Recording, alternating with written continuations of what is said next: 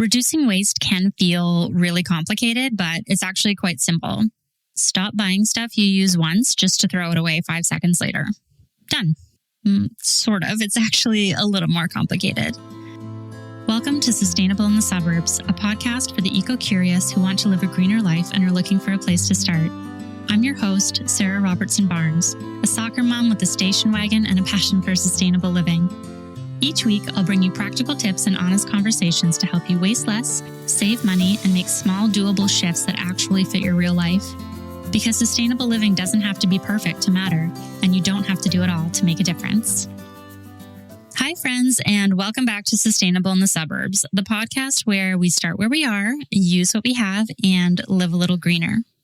Since it's Plastic-Free July, I want to talk about one of my favorite places to start making simple, sustainable, and, of course, plastic-free swaps in your kitchen. I firmly believe that climate action begins at the kitchen table because the kitchen is the heart of our homes. It's where we gather, cook, eat, and connect, and we all know every party ends up in the kitchen. But it's also one of our biggest sources of household waste. From plastic packaging, single-use items, food waste, it all adds up really fast. And if you want to get a clearer picture of what's happening in your kitchen, be sure to check out episode 4, where I walked you through how to do a household waste audit. Now, as always, the goal here isn't perfection. A quote, zero waste or plastic-free kitchen just isn't realistic for most people, but we can make some real changes. And honestly, when you stop and think about how much we spend on things we buy just to throw them away, these swaps aren't just good for the planet, they're good for your wallet too. So today I'll share some simple, affordable swaps that you can make in your own kitchen to cut down on plastic, save money, and build some sustainable habits that actually stick. And before we dive in, just a quick note, if you want to support the show and the work I do here, you can check out the links in my show notes. Some of these are affiliate links for products I personally use and love, and I do my best to source directly from the brands or from small shops that I really love. You won't find any Amazon links here, so if you do choose to shop through those links, it helps keep the podcast going, and I really appreciate it. So, why start in the kitchen? When we think about where plastic is accumulating in our homes, the kitchen is usually top of mind. So think about things like food packaging, cleaning products, convenience items. So many of these things are designed to be used once and then just thrown away. So that makes it one of the most effective places to start making changes. Of course, the kitchen isn't the only place where plastic builds up. The bathroom is another big one, but that's a conversation for another day, and there will definitely be future episodes about that. Okay, so the kitchen garbage kind of feels like the final stop for almost everything that leaves our homes, doesn't it? It's a bit of a grab bag. If you take a peek inside, you'll spot things like food packaging, plastic bags, cling wrap, snack wrappers, Ziploc bags, styrofoam, takeout containers. Side note, did you know that black plastic is not recyclable because it can't be seen by the sensors on the conveyor belt? So reuse those takeout containers. Anyhow, you're also throwing away things like bubble mailers, coffee cups and lids, paper towels, straws, cutlery, diapers, textiles, coffee pods, batteries, on and on and on. But here's the good news. With a few simple swaps, you can cut back significantly on that waste and save money while you're at it. Now, I want to be really clear before we get into the list of swaps that this is not about throwing out all the stuff you already have just to buy something that's, quote, more sustainable. It takes some time to figure out what works for you, for your needs, for your budget, your circumstances, and what just doesn't. Start by using up what you already have, and in the meantime, while you're waiting for that to run out, consider the swaps that are doable for you and then integrate them one at a time. Even one swap is a win, because every time you swap out something single-use for something reusable, you're building habits that feel good, that work for your real life, and save you money in the long run. Lean into what you can do and try not to worry too much about what you can't. All right, so let's get into it. I'm going to take you through what I think are 5 of the most practical, affordable swaps that you can make in your kitchen. Swap number 1, cloth towels instead of paper towels. Now, I know that paper is not plastic, but just stay with me here. And I'll be honest, paper towels are my pet peeve, and I could talk about this for 20 straight minutes. I'll probably end up doing a whole episode on it, but here's the too long didn't read. Paper towels are a great example of something that we purchase just to use for a few seconds and then throw them away. They're definitely convenient, but they are also incredibly wasteful. The sheer amount of resources that go into making paper towels in the first place is wild. We cut down millions of trees for them. Making them takes billions of gallons of water. Then we bleach them, wrap them up in plastic packaging, and ship them, all to use for a few moments and then toss. That's a whole lot of energy and materials and fossil fuels for something that has such a short, albeit useful life. If the average person uses about 80 rolls of paper towel a year, and you do the math, so it's about $3.50 Canadian for a 2-pack, that adds up to about $130 a year. So not only is that a lot of waste, we are kind of literally just throwing money in the trash. The good news is you can absolutely live without them, or at least use far less. We have been paper towelless for about 8 or 9 years now, and honestly, it's one of the easiest swaps we've ever made. Instead, we use a mix of cloth napkins, those Swedish dishcloths, which, did you know that one of those can replace up to 17 rolls of paper towels? We also use tea towels, those unpaper towels, and just plain rags. I'm like Monica Geller with those 11 categories of towels, but I won't go that deep here. The point is, you just build up a little stash of reusables, and then you can wash and reuse them over and over and over. Now, I know some folks get a bit nervous about the laundry part, but really it's not a big deal.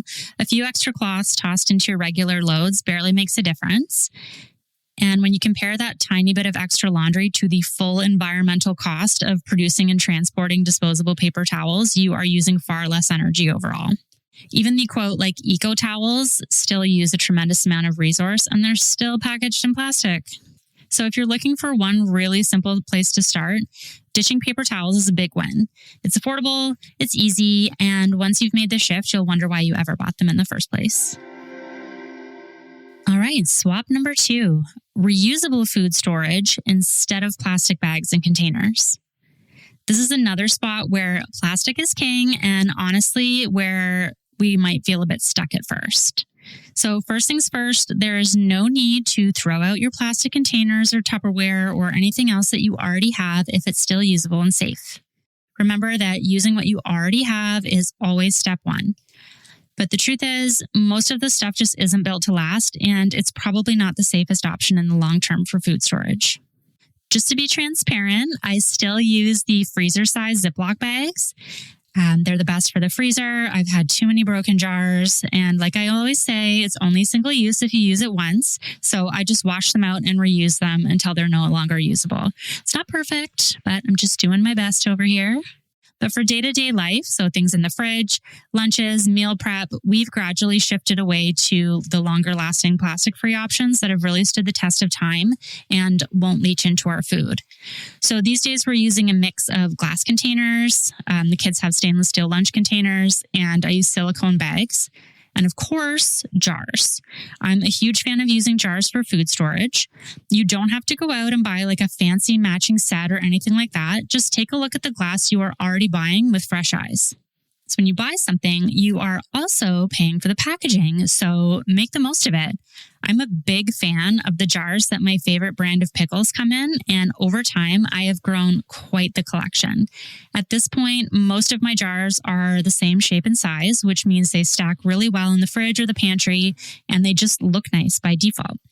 I also love my silicone stasher bags. They're sturdy, they seal really well, and they're dishwasher safe, and they've lasted for years. I've been using mine, like I said, for years now, mostly in the freezer for things like fresh fruit, and they're still growing strong. Some of these swaps, like the silicone bags, or if you do go out and buy a pack of jars, they do require a bit of an upfront investment, but remember that constantly replacing disposables or cheap containers adds up really fast. So investing in some durable containers once means that you're set for years, and you're not spending your money over and over and over for the throwaway options. So if you're looking for an easy place to start with food storage, I always suggest to use what you already have and then slowly build up your stash as needed. So maybe pick out like one stasher bag or add a few glass containers over time. Little by little, it adds up, and soon your kitchen will just function better. Swap number 3, wax wraps instead of plastic wrap. All right, let's talk about plastic wrap. Honestly, it might be the most frustrating product for the kitchen. It's flimsy, it sticks to itself, it's impossible to use, and it doesn't even do a good job at keeping food fresh. Of course, it's also single use, it's non-recyclable, and it's pretty much destined for the landfill the minute you tear it off the roll. Wax wraps are a fantastic alternative. They're typically made from fabrics in like really fun patterns that are coated in beeswax, resin, and oil, which gives just enough tackiness to mold its shape and stick to itself, but not to your food. So you can use them to wrap sandwiches or cut fruit, whatever, cover bowls, wrap cheese, basically anywhere that you would normally reach for cling wrap, you can use a wax wrap. You don't need dozens of wraps, just a few different sizes and shapes will cover most of your needs. Like a lot of these swaps, there is a little bit of an upfront cost, but since you won't be replacing so many disposables, and you're often supporting a local maker, and you're keeping the bees in business, I think it's a good investment. When they eventually wear out after a year or two of use, they are also fully compostable. I've tried a bunch of different brands over the years, but my absolute favorite are from Hive to Home, and they are handmade here in Canada in Nova Scotia, and I'll link to them in the show notes as well. So if you're looking for a super simple swap that keeps food fresh, cuts down on plastic, and makes your fridge look really cute in a non-weird TikTok fridge-scaping way, beeswax wraps are a great one to try. Number 4. Natural dish brushes and scrubbers instead of plastic sponges. So let's move on to what's hanging out by your sink. I'm thinking of the iconic yellow and green sponge and probably a plastic dish brush. They're cheap, they wear out quickly, and every time you use them, they are shedding tiny microplastics down the drain. Plus, they're often treated with antimicrobial chemicals, and they just end up in the trash. The good news is there are so many great plastic-free options now that do the job just as well, if not better, in my opinion, and they will last much longer. So in our kitchen, we're using a mix of, I've got a wooden dish brush, I have a coconut core scrubber, I love my Swedish dishcloths, and I also knit a ton of cotton dishcloths. I'm also currently rocking a wooden pot scrubber that is easily 4 years old at this point. I love that a lot of the brushes have a metal handle and then a replaceable head so that when the bristles wear out, you're only swapping out one small part of the brush and not the entire tool. And when they finally reach their end of life, they're compostable, so nothing goes to landfill. Again, this feels like a small thing, but these swaps really do add up. Instead of buying a big pack of sponges every few months, you just invest once for that few months. If you take care of your tools, and yes, you can clean wooden dish brushes, then you're good to go for a long time. And again, let's be honest, these natural materials just look a whole lot prettier sitting by your sink. Since we're already metaphorically standing at your sink, let's talk about swap number 5. What's underneath it? Low-waste cleaning products instead of your conventional cleaners.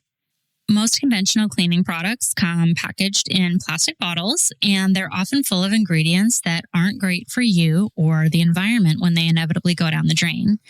A lot of those are derived from fossil fuels and can contain unnecessary synthetic fragrances and, of course, leave you with another plastic container to, fingers crossed, recycle. And again, while these swaps that I'm about to talk about do save some plastic, they also save you money in the long run. Once you're not buying specialty cleaners for every single different surface, it's one less thing constantly going into your cart on repeat and then the garbage can at the end. The good news is you don't actually need a cupboard full of specialized cleaners to keep your home clean. You can do a lot with simple and inexpensive ingredients like vinegar, baking soda, and lemons. If you want to, you can make most of your everyday cleaners, and it's honestly pretty easy. Plus, once you have a few key ingredients on hand, you are not constantly rebuying a dozen different products. So that said, if you don't want to make your own cleaners, and in this season of life, I do not, there are some fantastic refillable and low-waste cleaning brands out there if DIY is just not your thing. More and more local refill shops also carry concentrates, powders, tablets that you just mix with water at home in your own reusable bottles. So there's lots of options out there, and I'll link a few in the show notes if you want to check those out. All right, here's this week's one small shift. Take a look around your kitchen and pick one spot where you are generating ongoing waste. Is it paper towels? Is it the cling wrap? Maybe it's the plastic sponges or the big bottles of cleaning products under your sink. Just pick one area that feels doable and just start there. You don't have to overhaul your entire kitchen overnight. Every single swap that you make adds up. And once that new habit sticks, then you can build from there. And again, if you need a little help getting started, I have a bunch of links in the show notes of different products. There's a ton of blog posts down there to help get you going. It's all there for you to check out. And of course, always just shoot me a message if you have any questions. So there you have it, 5 simple swaps that can make a big difference in your kitchen. And like I always say, these aren't about achieving some sort of perfect zero waste plastic-free kitchen. That's just not realistic. But if you focus on the areas where you're generating ongoing waste, those everyday things that we buy and toss, this is where those small changes are really going to start to add up for both your planet and your wallet. If you found this episode helpful, I would love it if you subscribed, rated, reviewed the show, all that great stuff. It really helps more folks find the podcast. And if you want to keep the conversation going, make sure you're signed up for my newsletter. And that's where I share even more tips and resources and that sort of thing. Until next time, start where you are, use what you have, and live a little greener. Thanks for tuning in to Sustainable in the Suburbs. Every small step adds up, and I'm so glad we're doing this together. If you enjoyed this episode, please make sure to follow the show, share it with a friend, and leave a review wherever you get your podcasts. You can find me at sustainableinthesuburbs.com or at Sarah Robertson Barnes on all the things. Until next time, start where you are, use what you have, and live a little greener.